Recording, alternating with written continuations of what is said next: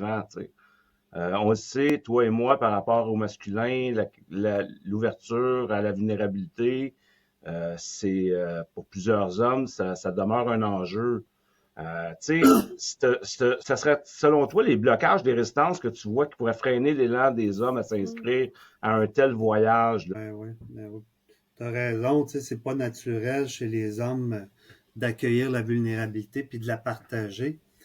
Une affaire que je remarque parce que moi, j'anime des groupes de parole d'hommes là, comme toi. Puis ça me fascine. Puis la plupart du temps, il y a plusieurs gars qui se connaissent pas. Puis écoute, ça prend une demi-heure, même pas, qu'on crée une intimité là, là, tu sais. Ça prend peu de temps, puis les gars se mettent à parler d'eux. Tu sais, il y a des obstacles, mais moi, je constate qu'il y a un besoin grandissant. Euh, Parce que le cadre que je mets, c'est que les gars parlent de ce qui les habite. Ils déposent ce qu'ils ont besoin de dire, ce qui les préoccupe.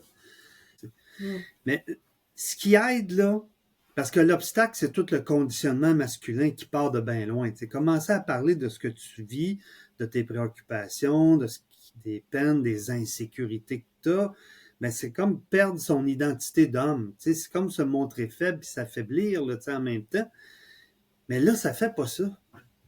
Et ce qui est aidant, là, c'est ça en prend un ou deux sur les 10-12 gars qui parlent de lui. Et là, la soif des autres hommes, là, est là.